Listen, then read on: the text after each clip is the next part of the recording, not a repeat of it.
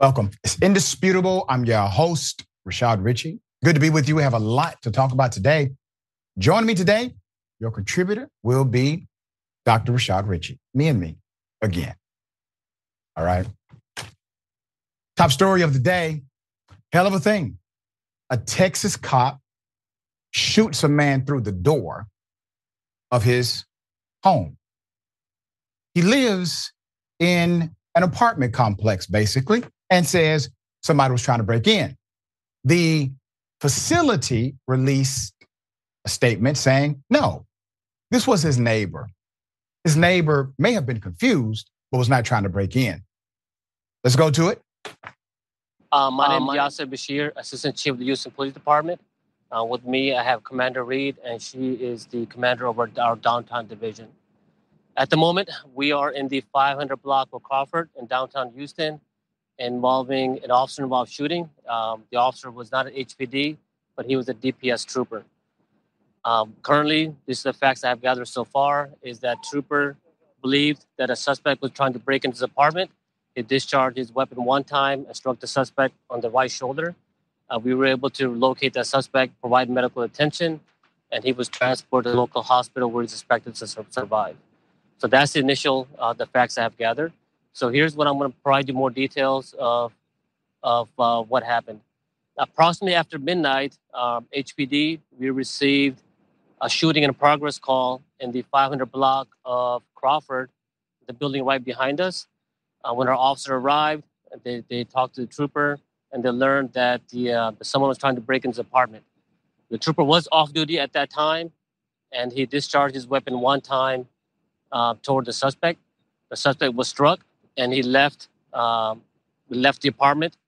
And when our officer arrived, they were able to locate him short moments later, and he was bleeding. So the officers provided medical attention. They applied to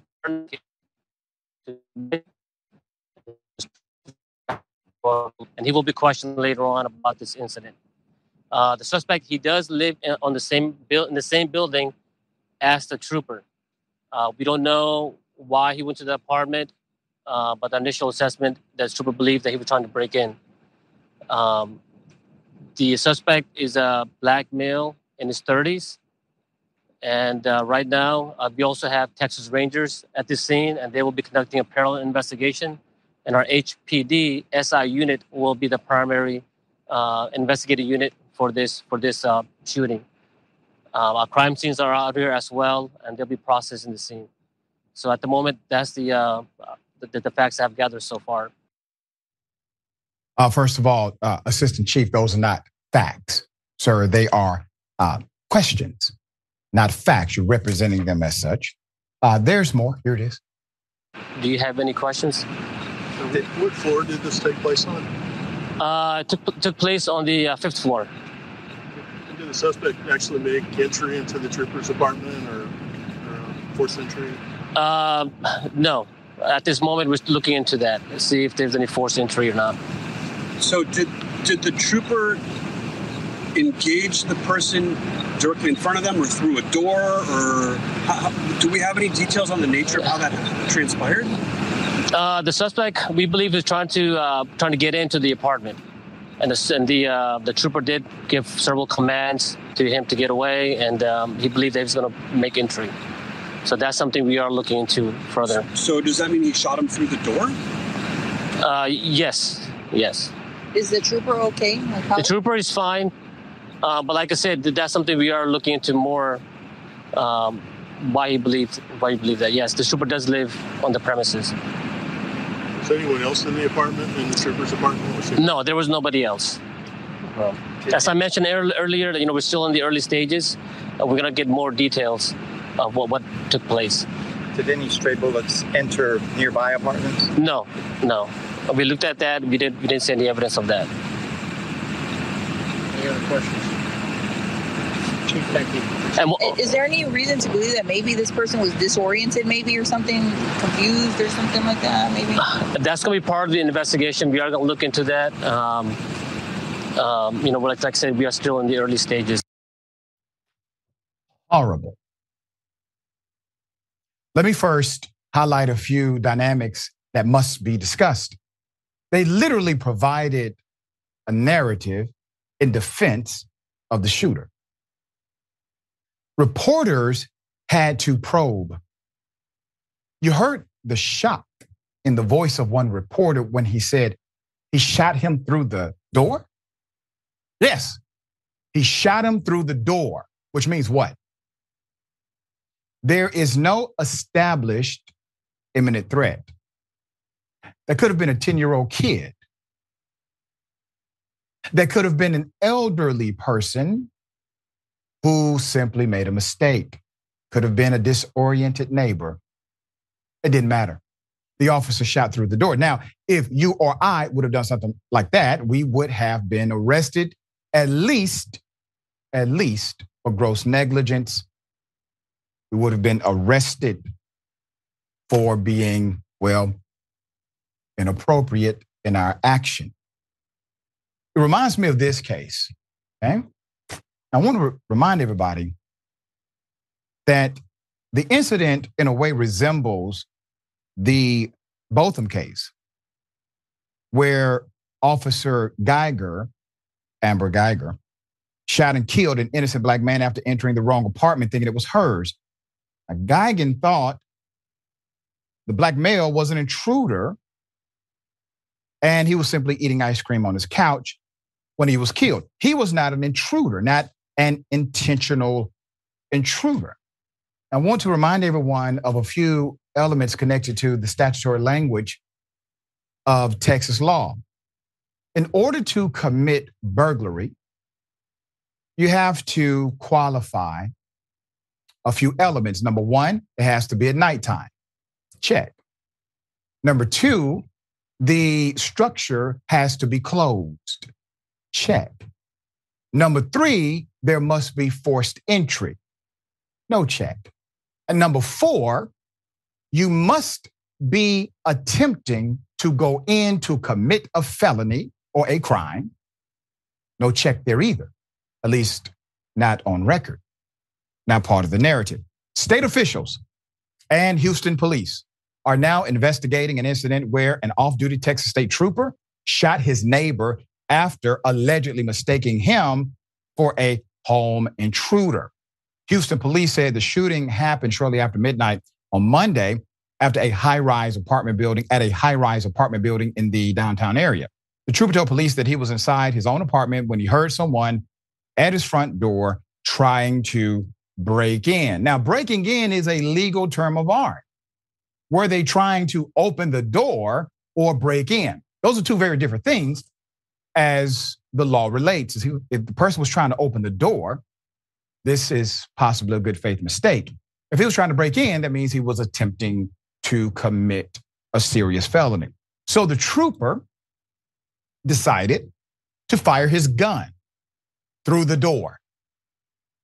A bullet struck the man in his right shoulder.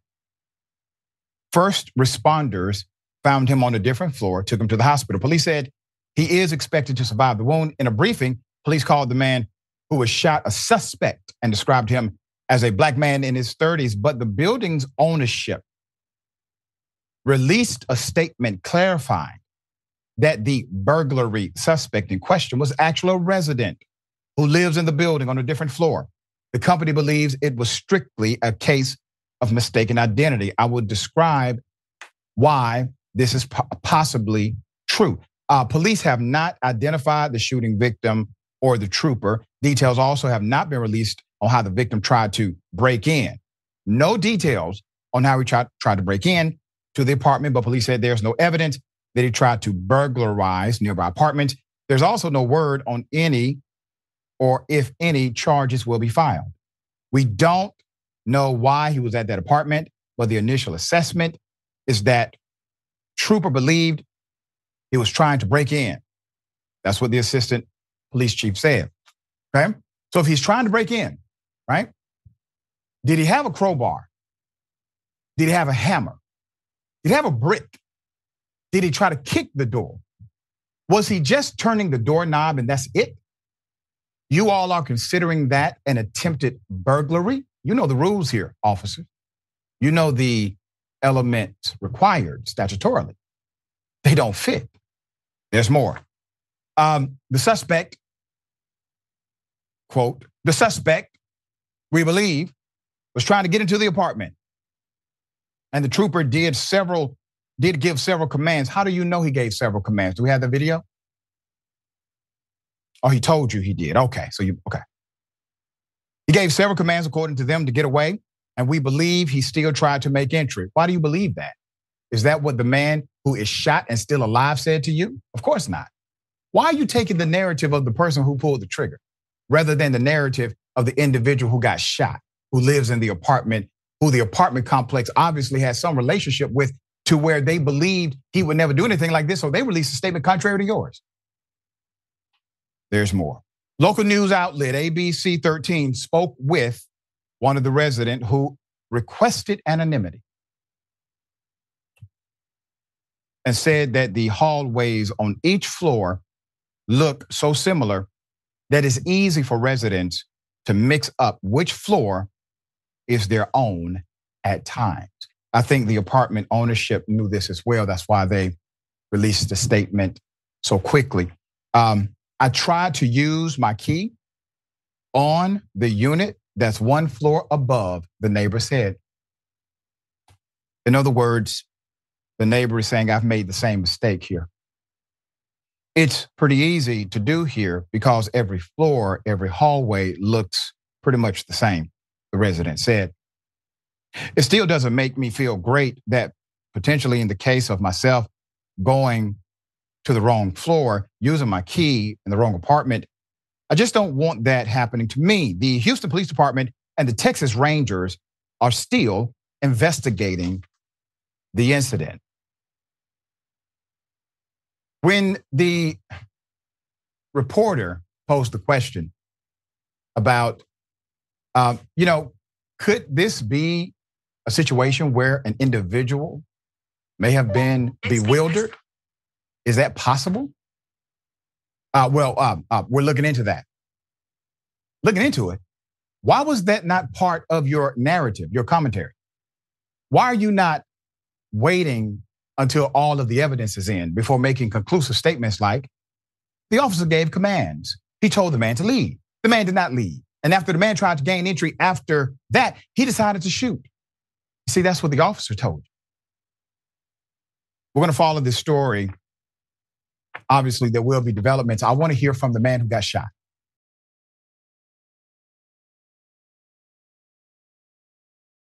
GOP donor says, give me my money back. Put it up full mass. And it's a lot of money. He wants $100,000 back. He made a donation. So the donor wants a $100,000 donation back from Jeff Landry. GOP donor John Odom says he wants his $100,000 back. He donated this to the Jeff Landry's campaign. He wants it returned now that they have hired Corey Lewandowski, who is accused of assaulting Odom's then wife. Let's put it up. Treshel Odom said Lewandowski stalked her during a September 2021 charity. This was a dinner in Las Vegas, repeatedly touched her leg and her buttocks and made sexually graphic remarks to her. In the week after the dinner, she told Politico, quote, on the evening of September 26th in Las Vegas, Nevada, I attended a dinner to support a charity and spent time with wonderful friends. He repeatedly touched me inappropriately, said vile and disgusting things to me, stalked me, made me feel violated and fearful. I am coming forward because he needs to be held accountable. I am blessed to have a loving husband and family behind me. I want other women to know that you can be heard too. And together we can stop terrible things like this from happening. She stood up, right? She stood up. She said something. She made a public proclamation so that he would know you have no power over her. She also accused him of throwing his drink at her and calling her stupid. In September 2022, he was actually charged with a misdemeanor and took a plea deal from Las Vegas prosecutors. Under his agreement, he did not have to admit guilt as long as he paid a $1,000 fine, completed 50 hours of community service, and attended 8 hours of impulse control counseling, according to Politico. Last week, the Louisiana Illuminator reported that Landry's campaign hired Lewandowski as a political advisor and has paid him $100,000, along with reimbursing him for $4,332 in travel expenses since he was hired in April. Now, Odom, who according to Politico, has dined with Landry and attended his alligator hunt fundraisers, is telling voters of Louisiana to reject Landry at the polls. He told the outlet that he's deeply disappointed and disgusted by Jeff Landry's decision to hire Corey Lewandowski and wants his $100,000 back immediately. In contrast to Odom's reaction to the hiring, Trashelle says that half of the donation is actually hers, and she wants Landry to keep it. She says, Jeff is not just my friend, but I believe he has been the strongest attorney general in America. She said in the statement to Politico, he has protected children, fought for individual rights. Jeff truly has my full and complete support for governor of the state of Louisiana. So let's go to what the extreme individual who is always in the middle of mess but continues to remain gainfully employed said. He tried to deflect by bringing up Odom's decade-old guilty plea in 3 separate cases for white-collar crimes, okay? Classic, all right? Classic move. I won't dignify Mr. Odom with the response, he told the outlet, but I will allow the words of Suzanne Craig, chief criminal deputy prosecutor, speak for itself, and called him a con artist. Charismatic con artist was the terminology. So the campaign said they appreciate all donors, but didn't say if they would be returning the money. There's no way to really legally get the money back because it was not obtained by way of fraudulent behavior or deception, all right? But the guy can make a huge, huge public relations nightmare out of the money. And it looks like, he can only really get $50,000 back if it was even possible, all right? Hell of a thing.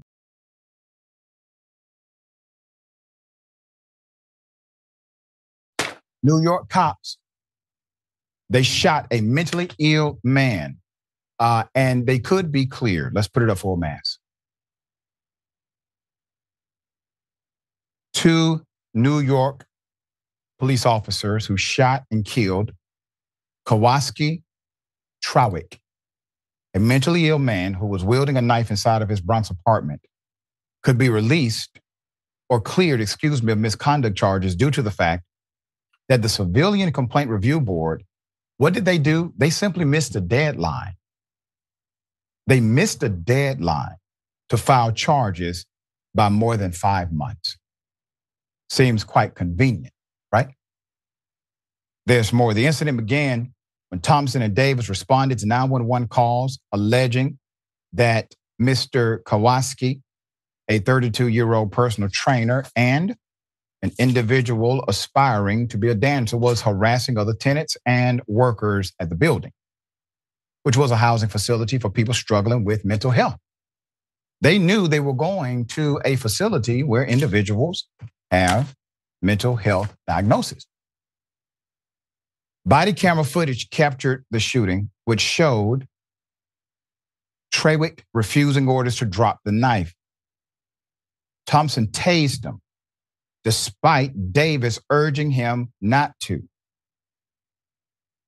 He then recovered from the taser, got back up and threatened the officers. Thompson then pulled his gun despite Davis pleading with him not to shoot, who then moved toward the officers yelling, "I'm going to kill you all, get out." Thompson then opened fire, striking Trawick 4 times. Context: they are at a mental health facility. They know the individual is dealing with a mental health disorder. He is currently in a mental health decline. and their solution is to tase and shoot. They should not even be there. There's more.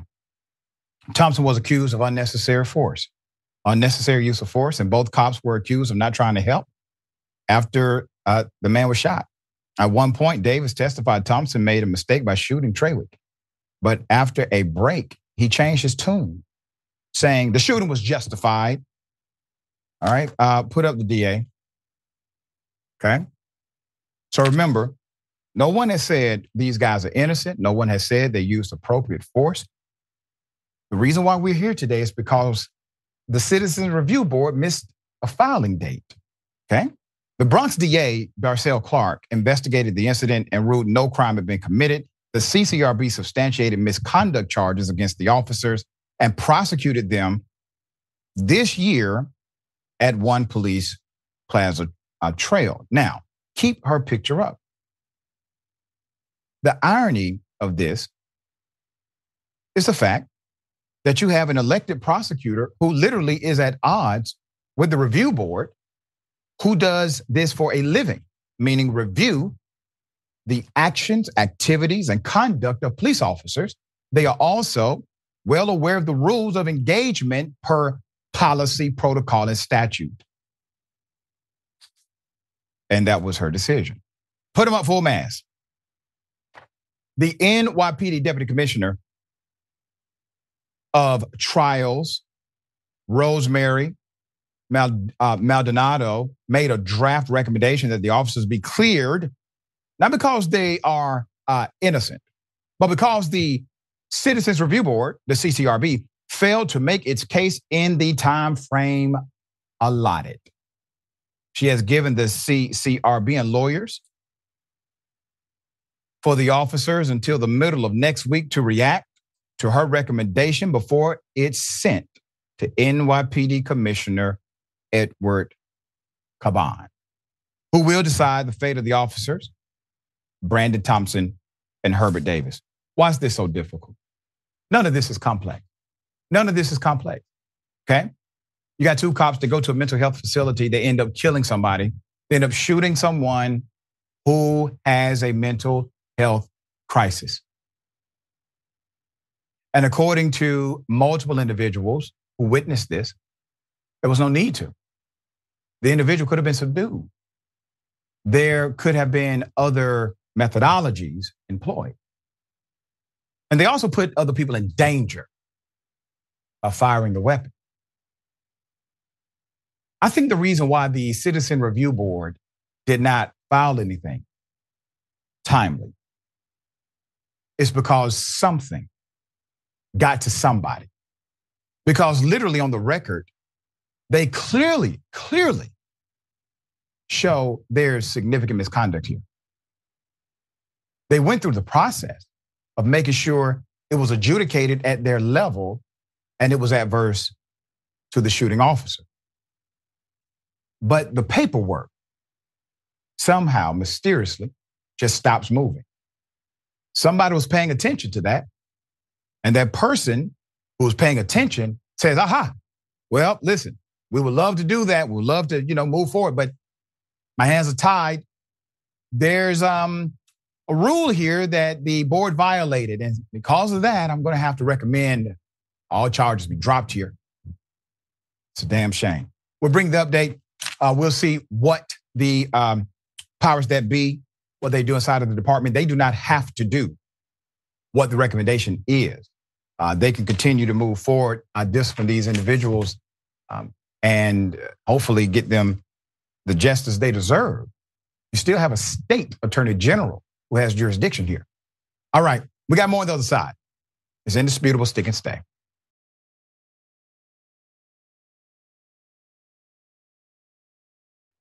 All right, welcome back. A lot of show left. Let me read some of these amazing comments. Before I do, justice is coming, all right? Someone who already read the book said, and I quote, everyone needs to read this with an open mind and thick skin. I agree. Jen said some stuff that got me upset, and then I had to read the rest of it, all right? It's a well well done book. It's actually brilliant. I encourage anyone who reads to get it. Should be a whole lot of people. All right. Okay, tyt.com/justice is how you get the book. Okay. Naughtiest Maximus. I love how police involved shootings, the next door neighbor is referred to as a suspect. And the cop who did the shooting is not referred to as a suspect, even though no real investigation has been done yet. Exactly. They've already concluded what happened while saying, we're still looking into that. Left Loon does not get extra pay for being his own contributor. You see, that's how you put things in the universe. Thank you for that idea. I will be sending an email to corporate today. Also, the Cushy. Dr. Richey, you have the best co-host ever. Thank you for that. I appreciate the sentiment. I think so. Texas cop. Z.D. told NBA, why keep calling him a suspect when he lives there? Precisely. Vance, I walked into an apartment that wasn't my own by mistake. Apartment buildings are so cookie cutter identical that it's obvious mistakes like this will happen. That's correct. And Dissident PM. This isn't the first time a cop has shot someone through their door. That part. And tote steel like Bronson. Atlanta Black Star doing yet another great reporting. And they always do. Atlanta Black Star, big ups to Atlanta Black Star. Good friends, actually, to my big homie, Osei, my dear brother from another mother. I was actually at the headquarters of Atlanta Black Star a few days ago, and I did a commentary with Atlanta Black Star that you can find on their social media pages now. Beautiful people over there. Very thankful for their continued support of this program and for platforms of truth. All right, got something for you. Ladies and gentlemen, I wish a Karen would. You want to call the police on them for having a barbecue on a Sunday. I feel free! Back off! I'm going to tell them there's an African-American man threatening my life. I have a business of my own. So do I. Oh, you do? I do. And that's why you work at Michael's? I do. What's your business? Why is that any of your business? It's because I think you're lying. That's you're why. Lying. You can think I'm lying all you want. You are lying when you can't even tell me what kind of business you have. I have an Etsy business. It's a wedding business on the side. Okay. Fine. It's none of your business what I do in my personal life. No, it isn't. No, it isn't. But I'll tell you, if I was planning a wedding, I sure wouldn't have someone as unfriendly as you. Good. The audacity of this level of Karenicity. Put it up full mass. And damn it, ma'am, you're too old for this kind of behavior. You don't know this person. You're being really rude. And the young lady did try to answer your questions and try to be respectful. So this was at a Michael's Crafts, according to the poster. This person was harassing an employee. No one knows exactly who she is, but somebody out there does know her. And I will recommend, if you are a family member, a friend, you already know it is past time for an intervention. You all have coddled a full-grown Karen for too damn long. And now it is permeating in these streets. Michael's at Michael's, okay? If you go to Michael's, you should be happy. Place you get crafts and, nice things, beautiful stuff. All right, okay. All right, got something for you. Double dose. You want to call the police on them for having a barbecue on a Sunday. I feel free! Back off! I'm going to tell them there's an African-American man threatening my life. You're not supposed to have that on here. I can't hear you. You're not supposed to have that on this water. Have what? That thing. The jet ski? Huh? The jet ski? Go. Hey, you're going to hit me. Well, you're not. Stop, you're going to hit me. You're not supposed to be. What are you doing? You're not supposed to be here. This is the Ram. That's illegal on this. You almost just hit me. This is pristine lake, and you're ruining it, and it's really loud, and our beautiful wildlife is, we have eagles here, we have loons. You're not supposed to be here with Stop hitting me with the boat. You guys are trying to hit me. That's illegal. No, it's not. Yes, it is. No, it's not. What are you? It's not. What's wrong with this in the water? We're gonna report you to the association. You're gonna what? We're gonna report you to the association. What's that? They're gonna write you a ticket. For what? They're probably gonna call the police and Fish and Game. Someone's coming. Take his picture. Get his picture up. Oh yes. Get my picture. Get the number. Hey. Hey.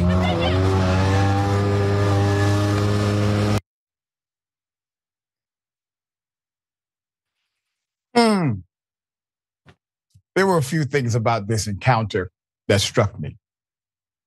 The guy's probably in the wrong here. Okay? And if he's in the wrong, you let him know, hey, can't do this against the rules here, right? Maybe he didn't know. He didn't know who the association was. Who's that?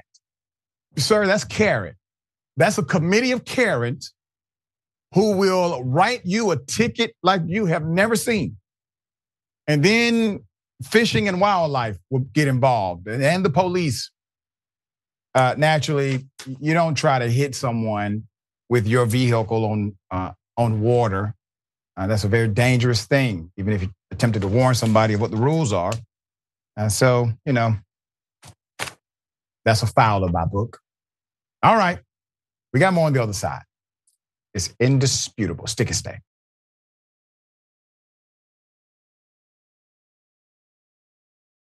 All right, welcome back. A lot of show left, and I will read a few comments. Oh, that's interesting. Okay. Next TYT reporter.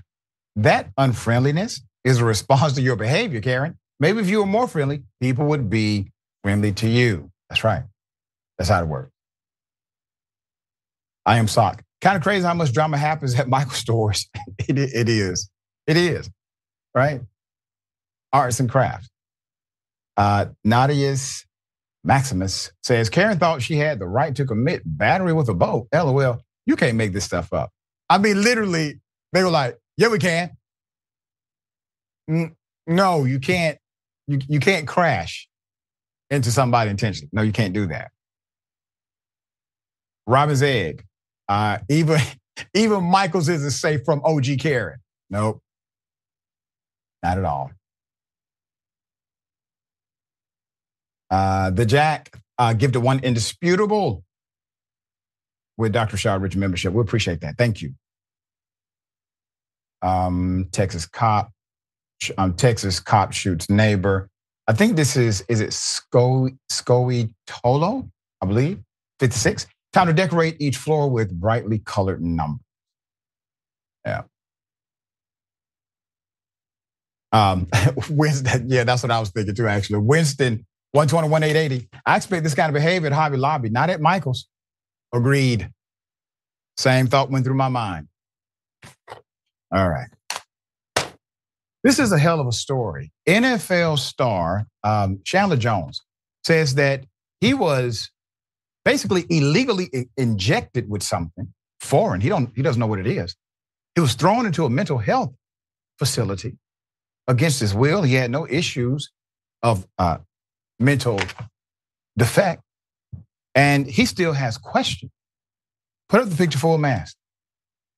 This is an extreme story and very troubling. NFL star Chandler Jones took to social media claiming he was taken to a mental hospital against his will by the Las Vegas Fire Department, where he was forced medication and injections with unknown substances. The first page, assumed to be written on his first day out of the facility, reads, and I quote, "First day out. If my fans and friends were wondering, I was taken in by the Las Vegas Fire Department last week against my will. I was injected with I don't know what. They said that it was a court hold and the Las Vegas police put me on it. I haven't done anything wrong. The police said people were concerned about me because of my post online. I answered my front door, and a group of 5 to 7 were there to put me in an ambulance where I was later injected. And I asked them not to. I have no cell phone. I had no cell phone, no communication. I was taken to the Southern Hills Hospital and then transferred to Seven Hills, where they tried to force me to take meds and injections. The next page, assumed to be written while he was still in the facility, reads, I called the Raiders GM 6 to 7 times asking for help, and I wondered if he had put me in here, but he never answered. I even left him voicemails. I was just trying to figure out why I'm not allowed in the building still, and why do I have to continue to watch my brother suffer every Sunday, but no answer. This place, Healthy Heroes, is not a place for high-profile athletes. My first night, I slept on the floor and was not offered a bed. My brothers had to bring me decent meals to eat and clothes. Every game that I miss is $1 million. I'm still confused on what I did wrong. I'm stuck here. I'm very sane. Now put this picture up again because I want to make this contextualization, dear brother, because you said something that I think you may have a different view of today when you said this is not a place for high-profile athletes. Sir, it's not a place for anybody if you're not able to get a proper bed to sleep on or meal to eat. Nobody deserves that, high profile or not. Just want to make that reference. He continues in a short page saying that that he works out in his room every day, even down the halls of the facility. He also claims that whoever put him in here has bad intentions. He then states that he is too strong to be mentally broken, referencing friends that know him, saying they know. Finally, he shares an alleged copy of the patient rights, highlighting where the facility violated them. His mental faculties are quite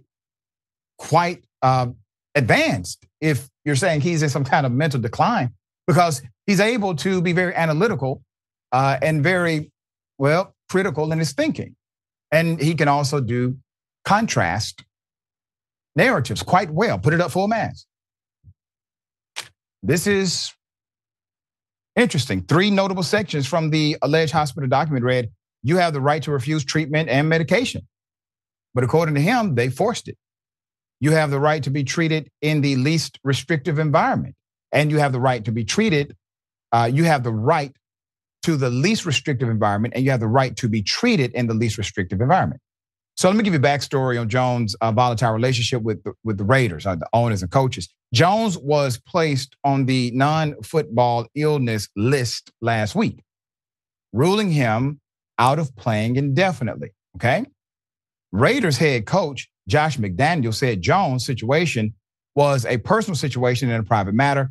When he was ruled out, Jones has been inactive for the 2 weeks of the season and has been away from the Raiders since their final training camp practice, August 31st. Just a week prior to his alleged forced hospital stay, Jones took to X, formerly known as Twitter, accusing the Raiders owner, Mark Davis, of protecting the identity of a man he claims molested his goddaughter. Now keep that picture up.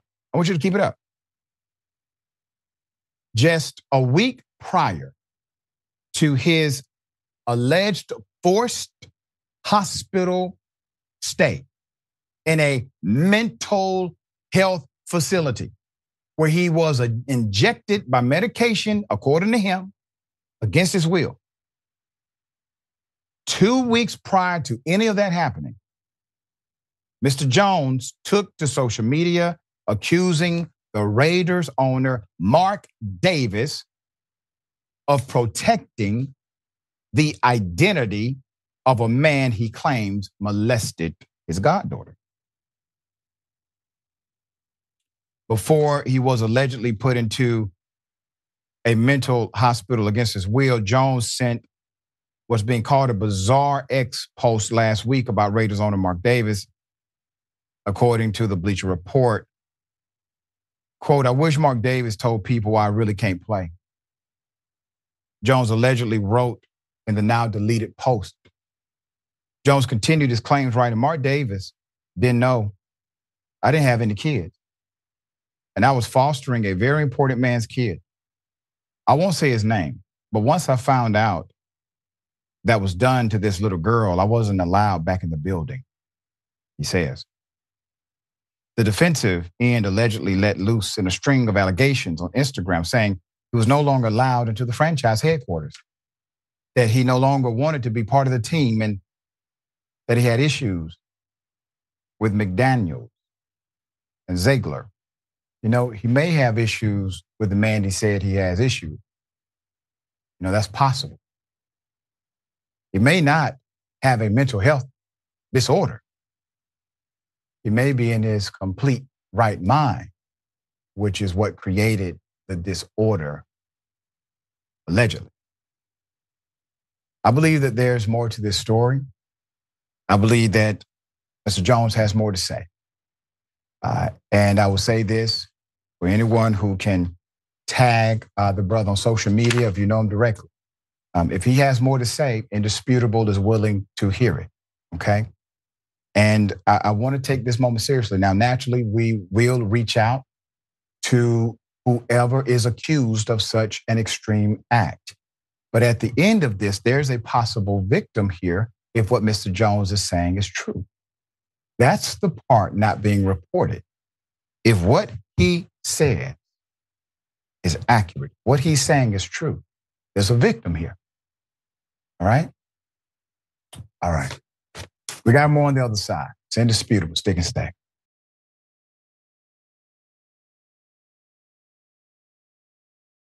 All right, welcome back. Always good to be with you.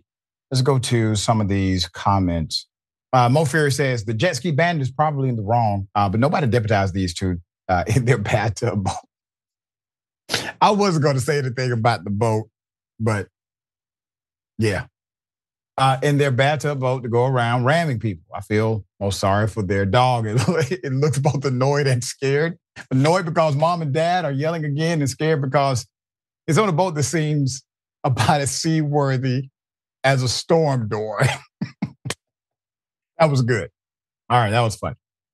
Okay. The Jack, thank you for that, by the way. Remember, for us, we are whatever they say we are. Watch yourselves. Talking about the NFL and Chandler Jones. Anna Giddings, and I bet they've charged him, yep, all the medical fees for this too. Right, of course.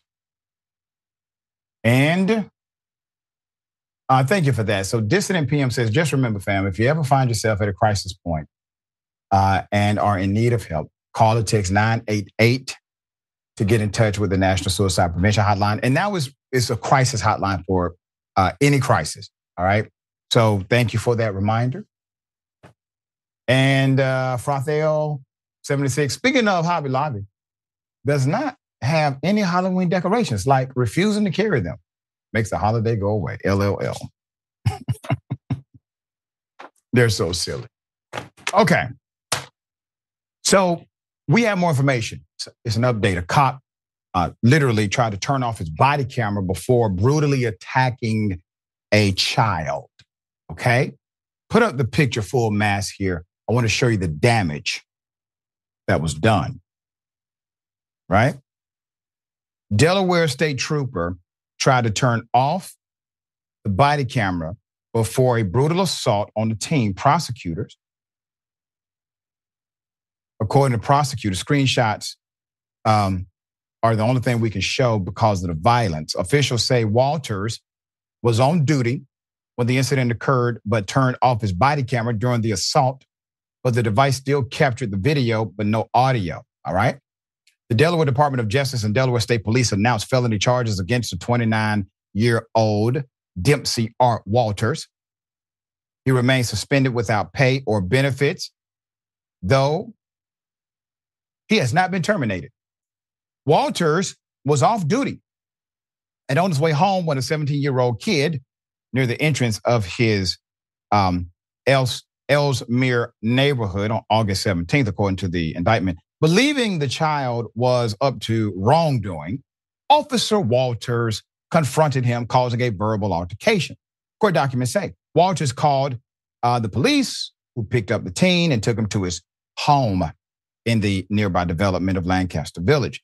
The teen was not charged, but the indictment says the following day, Walters looked up the teen on the state's law enforcement information database that contains the address, pedigree, and background information. A few days later, August 21st, a 15-year-old kid and his friends were pranking homes in Ellesmere by knocking on doors, then running away, also known as Ding Dong Ditch, something we played as kids as well. Walters drove toward his home, calling Delaware State Police troopers and other police agencies for assistance, the indictment said. Police said this was reported as an attempted home invasion, sending out the state police helicopter and various K-9 units because of this lying-ass cop. Now, this is what happens when a department hires a Karen as a police officer. Okay? They're doing ding-dong ditch, right? It's clear. They knock on doors, they run.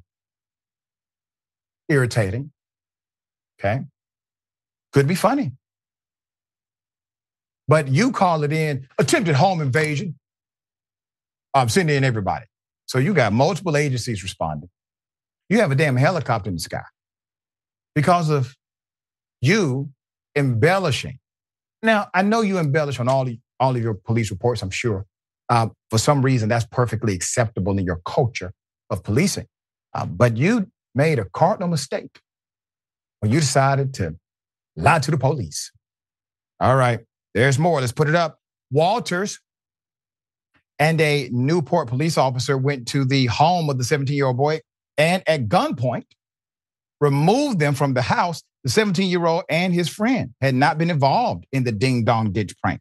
The teens were forced to the ground, where one can be heard on body camera video saying, "Please help me." And when I tell you how the kid was saying it, you could literally hear the lungs of this kid.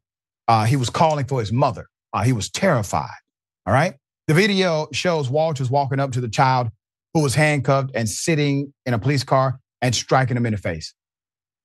Clear illegal activity, clear child abuse. "Please tell me what I did. Please tell me what I did," the boy asked. Attorney General Kathy Jennings said Tuesday that man chose to extract his own form of personal justice by embarking on a violent rampage. And I would say this, AG, Kathy Jennings, likely not the first time. Okay, let's open up an investigation into his history.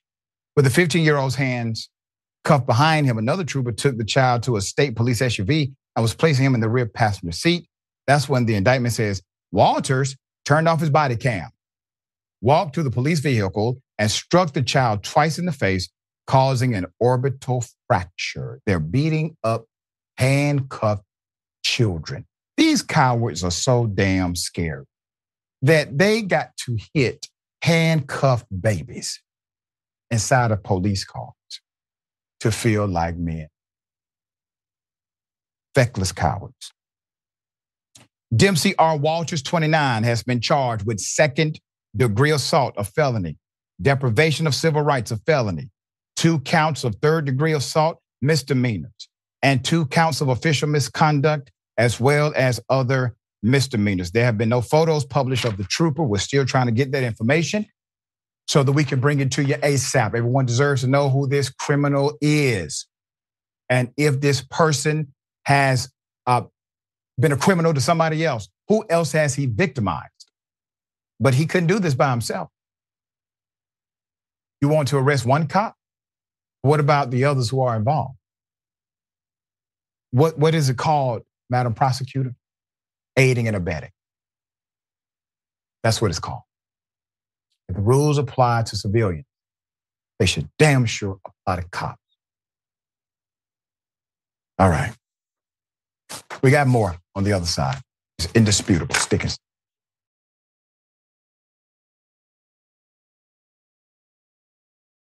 All right, welcome back. Okay, we got 3 days left, I believe, for voting. We have been nominated for multiple categories in the Atlanta Magazine's Best of 2023. You are able to vote. You can participate. We encourage you to do so. So you can vote at tyt.com/vote in these categories: best radio DJ / host, best radio talk show host, best TV anchor, best sports anchor. Don't know how that happened, and best local podcast. They also had me for best weatherman. I was number one because of you all.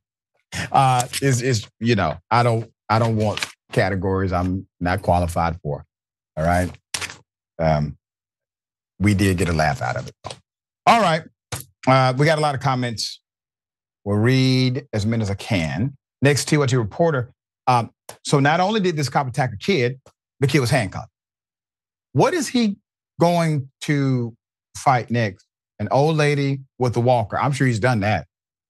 I mean, once you get to a place of beating up 2 children that are handcuffed, right, in front of another adult that helped you, you've already beat up an old lady. I promise you that, okay? They really do need to check his background seriously because this individual made his whole department send a helicopter on people kids knocking on doors and in their own community. All right. Librio, I think, cops are armed Karens. Difference is you piss them off and get a physical beating instead of a verbal lashing. And Anthony, this country is in a police state. Huh? Yeah, I agree. I think this is Melanie 44. The DOJ needs to get involved. I do believe the DOJ should get involved in this for sure. And yeah, the officer turns off the body cam. That is an immediate admission of guilt. You know, when we were debating body cams, literally we had to force governments to accept the body cam reality. And the argument should have been police pushing for it.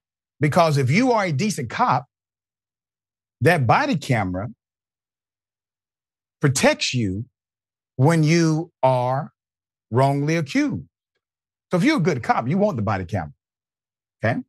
If you're a bad cop, you don't. Real simple. So while we're advocating for body cameras, I remember at one of the conferences, and I think it was organized by the National Black Law Enforcement Executive Association, a Black organization for police chiefs, sheriffs, etc.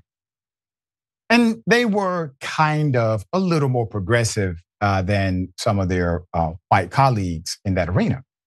And I said very clearly, in order for this to work, if you don't associate charging cops with tampering with evidence if they turn off their body cameras, they're just going to turn off the body cameras when they're doing illegal stuff because there's no penalty for that, no statutory penalty.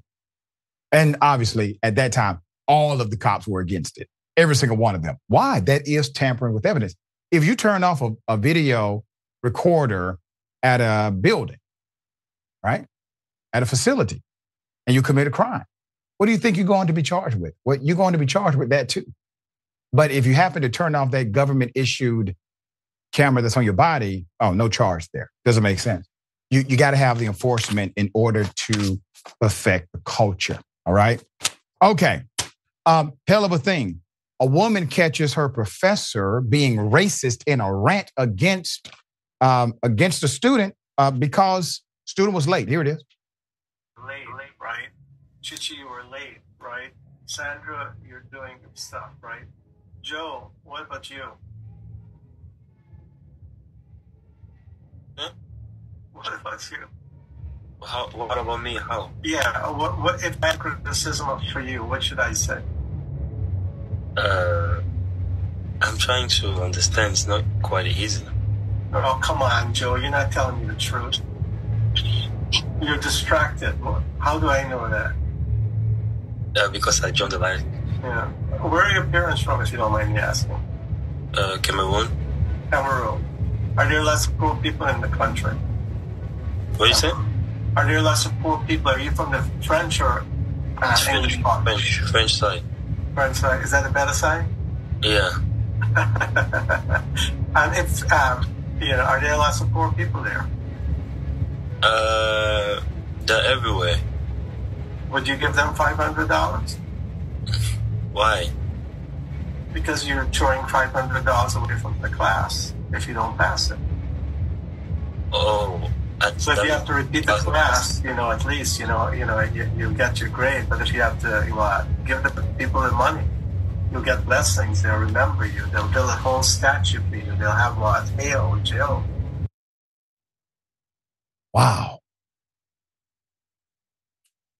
Let's put up the picture of the young lady who did the recording.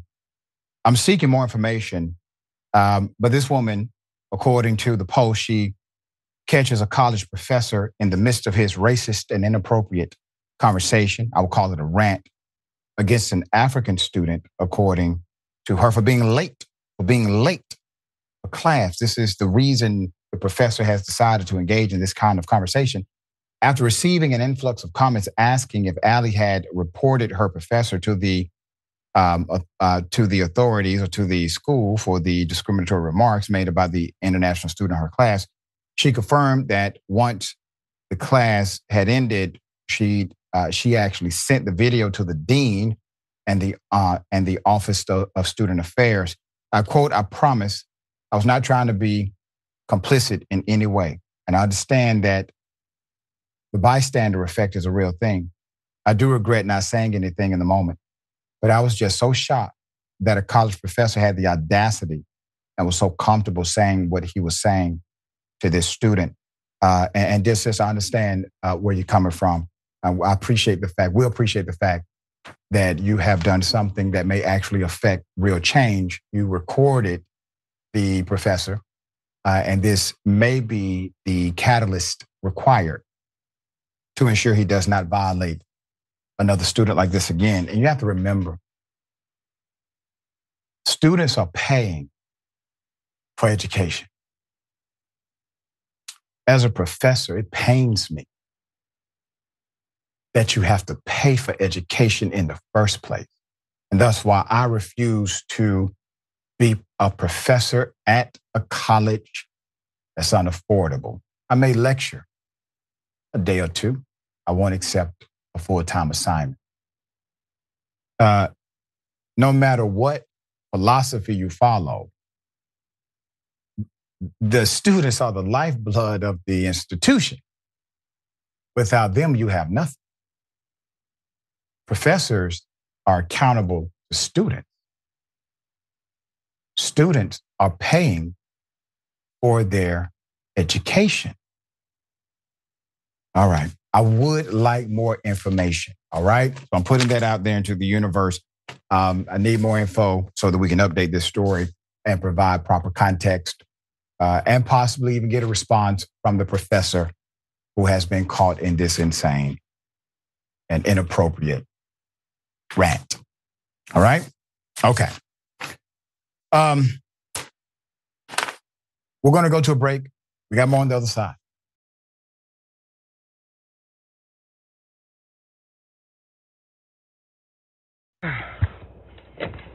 I'm going to sit you in the car right now, okay? Can you please tell me why, sir? That's it. Sit down. That's the only question I've asked you, sir. Sit down, let me tell you. That's the only thing I've asked you. Was that wrong of me to do, though, so I can know? Is that wrong to ask why, though, so I can know? Reason I'm here because you have been identified as someone who left the SRC without paying. Oh, okay. Yeah, I can explain that right now. Do you think there's any reason for this to be happening over that? No, that's why I'm confused as fuck. What I pulled off is because my friend in the front seat, if there's cameras up there, y'all can go watch the cameras. Do you understand the theft of service? And I had the money to pay. I literally had. So that's not the story. We were told that you didn't have any money to pay. They offered you a bursar. Oh, is there a camera? Is there a camera, sir? I don't know. Sir, if there's a camera, then I can only go by the information that I have. Okay, but check me out. But when I come over here and try to talk to you, and you're being confrontational, doesn't want to listen to me. I didn't be confrontational. I tried to back up because I was scared. Put up the picture full mass. Hell of a story. You're going to see the extreme power grab of this cop. Indiana University police chief, no longer with the department, settles a lawsuit after black student was arrested over $3. A $3 parking fee. You heard the student say, I was scared, all right? Moses Berrio Jr. was arrested on September 7, 2022, after the parking attendants at Indiana University campus at the gym parking lot called the police after refusing his cash payment. Did you hear me? After refusing his cash payment for a $3 parking fee. After refusing his cash payment. Now, let me tell you why that part is important. You cannot be charged with theft of services if you had the intent to pay. It's a civil issue at that point. In order to be charged with theft of services, you must know from go, you're not going to pay a damn thing. The cop knows this. He knows the charge. That's why he all of a sudden did not know how to look at a video. There's more. Put the picture back up. So this young man, Moses, who was pursuing his master's degree in public health and administration and behavior at the time while working for sexual violence prevention and victim advocacy at the university, had just finished his workout at the university's gym when he tried to pay the $3 parking fee with a $5 bill. He had a $5 bill, all right? The parking attendant told the graduate student he could only pay with a card attached to his account, which is like a student account, for an additional $10. The attendant then opened the gate after some miscommunication. Moses later noted that he drove home with the understanding that his account would be charged the fee, his student card, all right? However, the parking attendants called the police, and IU Police Department officers Austin Magnus and Charlotte Watts were dispatched to his home, to his house, to where he lived, after first obtaining his picture from the university staff, okay? I'm going to say something at this point only because of a story that we recently reported on, where it was uncovered that an entire institution had engaged in intentional discrimination against Black students to get Black students off the campus by arresting them, by charging them, by giving them fines and penalties to get them to withdraw from the institution. The president basically admitted it. There was a settlement. They said, we are going to train our staff to do better, but it was an intentional effort according to the federal government after they concluded their investigation. This seems very similar to me. There's more. Moses was in the shower, okay? So they go to his house. Now they know they're riding for $3 damn, okay? They go to his home. He's in the shower when the officers knock. And he yelled that he was in the shower and he could not hear anything. The officers returned to their car, but later returned upon seeing Moses wearing no shirt and a pair of shorts outside and detained him. They did not immediately mention the parking dispute. Body camera footage shows this. I'm working with you, all right? I'm working with you, excuse me, replied Moses. I can't get my identification. He said, as I motioned toward his apartment, can you all tell me what this is about? Can you work with us first? Replied Magnus.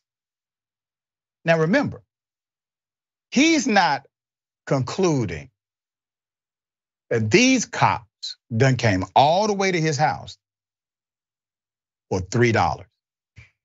You know why he hasn't concluded this? Because he's not a dumbass like the police officer. He thinks they are there for some real business. They just may have the wrong place, okay? He thinks they may be engaged in real police work. They just made a mistake here. There's more. Magnus later told Moses he was being arrested for not following directions, okay? Not following directions when he told the student to sit down. After being detained and put in the back of the squad car, Moses was told by the police, while the police were there, I was scared, he said. The criminal charges obviously were dropped. The chief is no longer with the department. Full mask.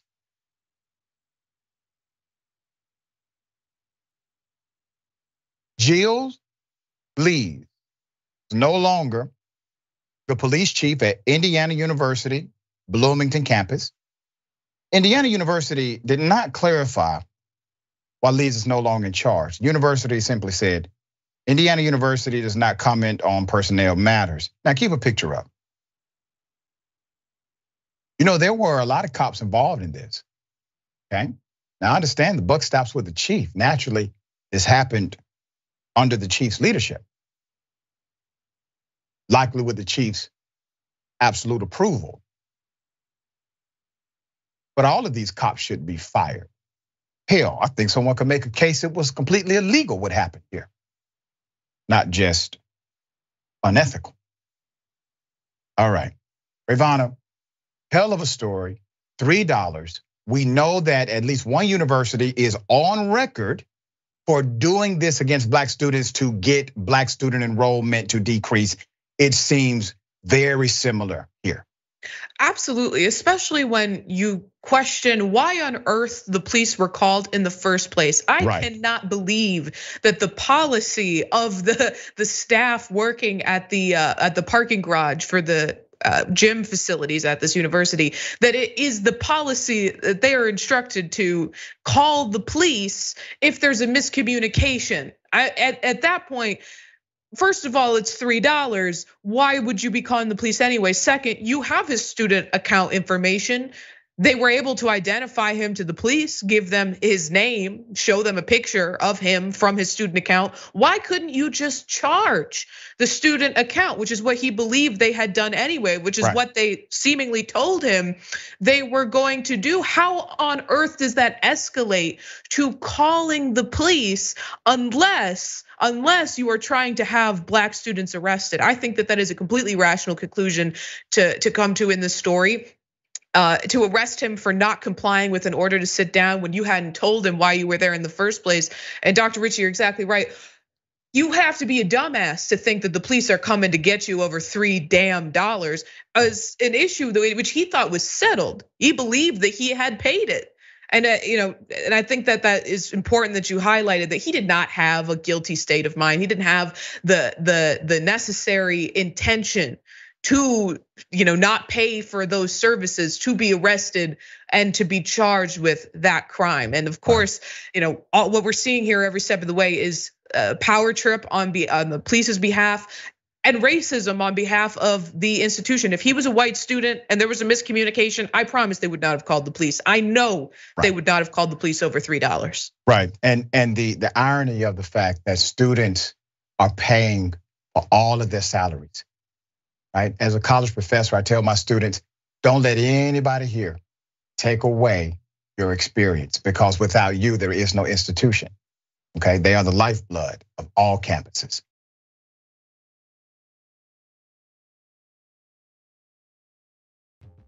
All right, welcome back. We'll read a couple of these comments and also shop TYT. Make sure you do it, get it done. There's only one place to get official indisputable merchandise. Find your favorite designs, shoptyt.com. All right. Next TYT reporter, okay, we got that. I still agree with the comment. Cray Souffle, why have police body cams if they can just turn them off whenever? I don't make much sense, better yet, sense. Constrained _agency at university, truancy shouldn't be too serious as students are essentially paying. Let me tell you something. You don't know how much I agree with that statement. So I don't mark students absent in my class. I don't. And every semester the dean says, Dr. Richey, you mean everybody came to class? I say, yes, sir. According to the fact I don't take a role, yeah. If you're able to still pass my final exam and not come to class, you're a genius and we should reward you, all right? Typically, that's not how it works out. You gotta come to my class. But it's your experience. You're paying for it. It's your money. You're paying for it. It's your time. You're paying for it. My job is to make sure that I deliver education to you, that I get you from point A to point B. I'm not going to penalize you because you're running late or didn't have a babysitter for that moment. That's not going to be my spirit, never will be. So you're right about the reality of how the model works. It's based on the student, all right? Okay. And that's right, Winston 121-880. Why does the professor care about attendance? Exactly. And listen, there are some professors who really don't like me because I'm out of the box, as they would say. I don't think I am. I think they're out of the box. Attendance. All right. Hell of a story. 3 young black men were almost lynched by a biker gang. Put up the picture. Okay. This was not the South. This was actually in San Diego, California.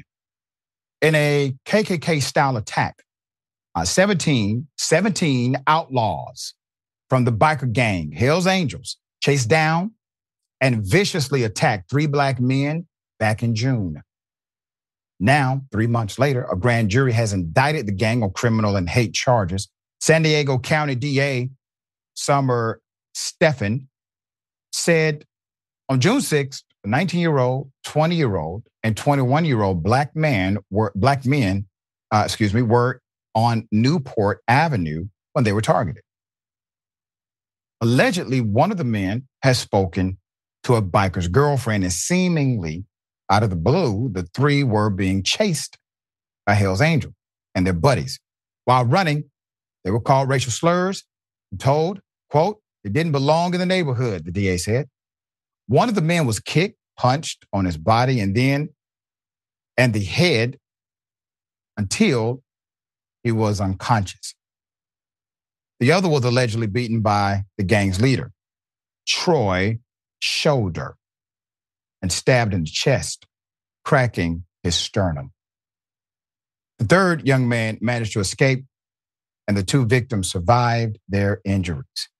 Officials are not revealing the names of the 3 victims for safety. Officials said they were doing well but concerned after dealing with the group, all right?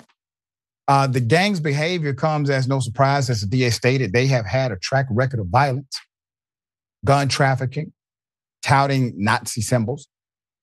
The Anti-Defamation League also found an overlap between their criminal activity and white supremacist practices. You don't say. The 17 defendants were arrested on September 21st and faced charges of assault likely to cause bodily injury and gang enhancements, as well as hate crime enhancement. Upon their first arrest, authorities seized 42 illegal firearms and drugs. If sentenced, they face anywhere from 3 years to life in prison.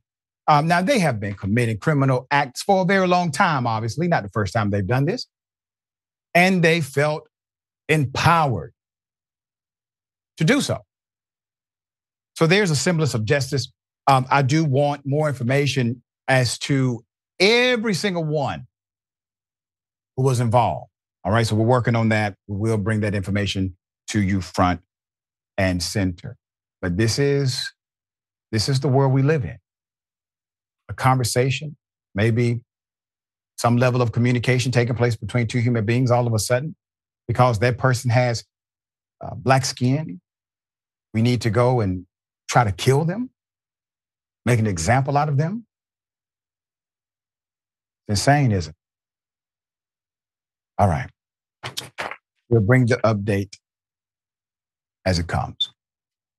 Remember, take care of yourself, take care of each other, take care of the planet. Remember, the truth is always indisputable. Indisputable is still the fastest growing news show in America. We tell the truth on Indisputable because the truth is indisputable. Listen, no matter what you do, don't allow the politics of ideology to evaporate the soul that still exists inside of you. They don't stop, I don't stop. Racism won't stop, I won't stop. Systemic bias won't stop, I won't stop. People still need criminal justice systems reformed, so I won't stop. You won't stop either.